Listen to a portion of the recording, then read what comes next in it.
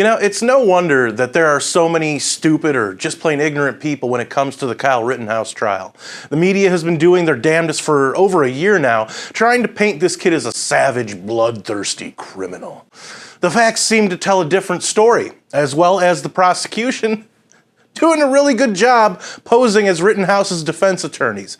Even with the truth looking like it might set Rittenhouse free, the media has continued to do everything they can to publicly convict the young man. Hey everybody, your resident man in black is back with another edition of Things That Need to Be Said for MRC TV. I'm Nick Kangadis. Really quick, just a reminder to move on over to Rumble, which seems to be the only place for things that need to be said.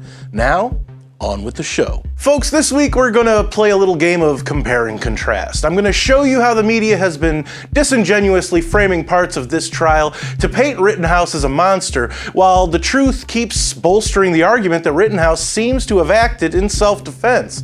I might jump to different parts of the trial out of timeline, so just keep that in mind. First up, a clip from our commie friends at MSNBC. Pay attention to the wording of how they framed one of Rittenhouse's alleged attackers, Gage Grosskreutz. Jurors heard from the lone survivor, Gage Grosskreutz, who was training to become an EMT and was providing care to anyone who needed it. That deadly night in Kenosha, Grosskreutz came across Rittenhouse after he had shot and killed Joseph Rosenbaum and was about to kill Anthony Huber. Grosskreutz acknowledged that he was armed with a pistol, but says his hands were raised when he was shot by Rittenhouse. MSNBC then tried to paint Grosskreutz as a sympathetic character while making Rittenhouse seem like he was the aggressor. Not only that, but MSNBC attempted to shed doubt on the actions of Judge Bruce Schroeder. Would love to get your reaction to Grosskreutz's testimony, because I always thought that, folks like the good guy with the gun, but also this judge and his actions in this case. Got all that? All right, now let's look at the admission Grosskreutz himself made when responding to the defense's question. And by the way, before we watch the clip, I'd really like to applaud the prosecution for assisting the defense's case in this trial, especially calling this guy to the stand. I don't know if they're incompetent assistant DAs or they're just trying to throw the case, but they seem to be doing a really good job of it. Anyway, here's the clip of Grosskreutz's admission. It wasn't until you pointed your gun at him, advanced on him, with your gun, now your hands down, pointed at him, that he fired, right? Correct. Now, I'm not saying Grosskreutz is a criminal, but his admission does help strengthen the self-defense argument by the defense.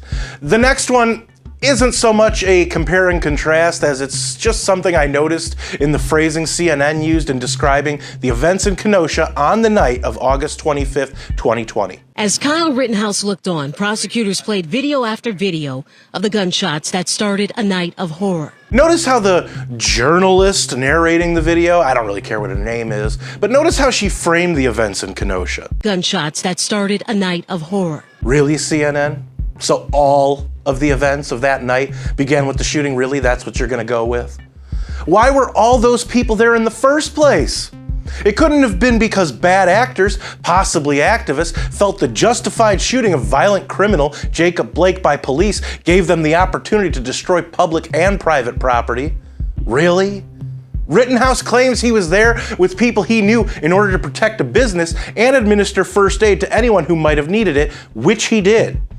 Okay, so now the question is, how has the media presented Rittenhouse to the public in the last year or so? Well, as we all have seen by now, the establishment media and a lot of these experts on social media, especially the ones with the blue check marks, painted this kid as someone who had no business in Kenosha and only went there because of his bloodlust.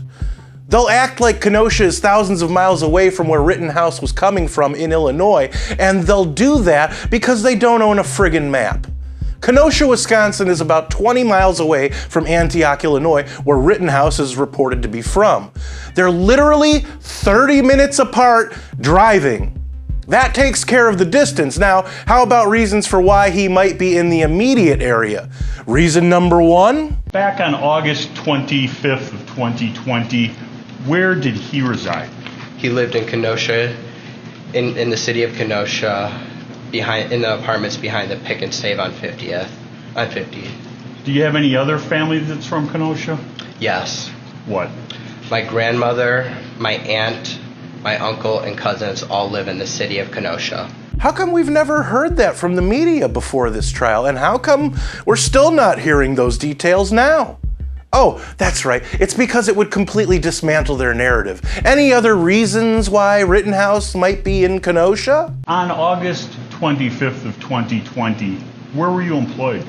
I was furloughed at the YMCA in Lindenhurst, Illinois because of the COVID-19 pandemic, and I was working at the Recplex in Pleasant Prairie. Okay. Recplex here in Kenosha County? Yes. After spending the morning in downtown Kenosha, Rittenhouse testified that he and people he knew went to a local high school and cleaned graffiti off the school for an hour or two. Still with me? All right, well, now that we've checked distance and possible reasons Rittenhouse might have been in Kenosha off the list, now comes the important check on said list: motive. To be clear, this is solely based on Rittenhouse's testimony and whether all of you out there believe him or not. I leave how you take in information up to you because I'm not the thought police. Roll the clip. Was there any discussion regarding car source at that time? Yes. What? Nick Smith, once we picked him up, he wanted to go to a bank to withdraw money. The bank was closed, and then he was like, hey, would you guys like to come with me and help watch over the car source, make sure there's no fires or anything? And Dominic said yes. I agreed. I said okay. And then I said, here, Nick, I don't really need my bulletproof vest. I'm going to be helping people with first aid, so I gave him my bulletproof vest. Let's go through one more example of the media's framing of Rittenhouse. Piggybacking off of the location aspect of this case, what is the one thing that we heard on a loop from the media? There are people who still believe, because of the media's lack of journalistic integrity in this case from the very start, that Rittenhouse illegally crossed state lines with a gun. Just look at the names on these tweets. 1 little, 2 little, 3 little communists, 4 little, 5 little, 6 little communists.